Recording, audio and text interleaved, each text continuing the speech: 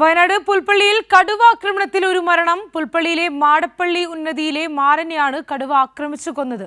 വനത്തിൽ വിറക് ശേഖരിക്കാൻ പോയപ്പോഴാണ് ആക്രമണം ഉണ്ടായത്.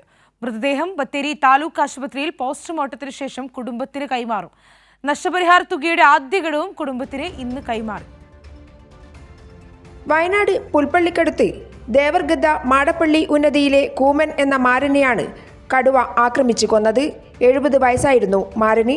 വനത്തിൽ വിറക് ശേഖരിക്കാൻ സഹോദരിക്കൊപ്പം പോയപ്പോൾ കടുവ ആക്രമിക്കുകയായിരുന്നു. വനത്തിൽ 50 മീറ്റർ ഉള്ളിലാണ് മാരനെ കണ്ടെത്തിയത്. എൻ്റെ ആങ്ങളെ ഞാൻ ഒന്നിച്ച് വന്ന വീട്ടിൽ നിന്ന് വിറകില്ലാത്ത കൊണ്ട് എന്നിട്ട് പുഴ കയറിയിട്ട് ബൗണ്ടറിക്ക് കയറി അത്രയേ ഉള്ളൂ. ഇവിടുത്തെ സാറുമാരൊക്കെ വിളിച്ചു പോയി കണ്ടുപിടിച്ചിട്ട് കൊണ്ടുവന്നതാണ്. മാരനെ ആക്രമിച്ച കടുവയെ കണ്ടെത്തണമെന്നും കുടുംബത്തിന് നഷ്ടപരിഹാരം നൽകണമെന്നും ആവശ്യമുയർത്തി നാട്ടുകാർ മൃതദേഹം കൊണ്ടുപോകുന്നത് തടഞ്ഞു. വൈൽഡ് ലൈഫ് ഉദ്യോഗസ്ഥരും തഹസിൽദാരും ജനപ്രതിനിധികളും നടത്തിയ ചർച്ചയ്ക്കൊടുവിൽ ഉന്നയിച്ച ആവശ്യങ്ങൾക്ക് പരിഹാരം കണ്ടു. കുടുംബത്തിന് 10 ലക്ഷം രൂപ നഷ്ടപരിഹാരം, 6 ലക്ഷം രൂപയുടെ ചെക്ക് ഇന്ന് തന്നെ കൈമാറും.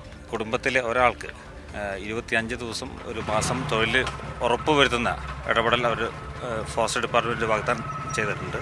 10 ലക്ഷം രൂപ നഷ്ടപരിഹാര തുകയുടെ ആദ്യ ഗഡു ഇന്ന് തന്നെ കൈമാറുമെന്നും മറ്റു കാര്യങ്ങൾ പരിഗണനയിലുണ്ടെന്നും ഫോറസ്റ്റ് അസിസ്റ്റന്റ് കൺസർവേറ്റർ സുശീൽ അറിയിച്ചു.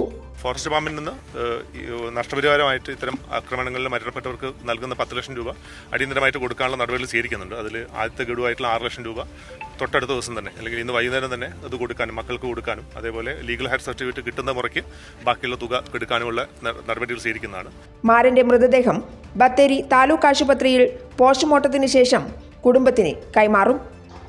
കൈരളി ന്യൂസ്, വയനാട്.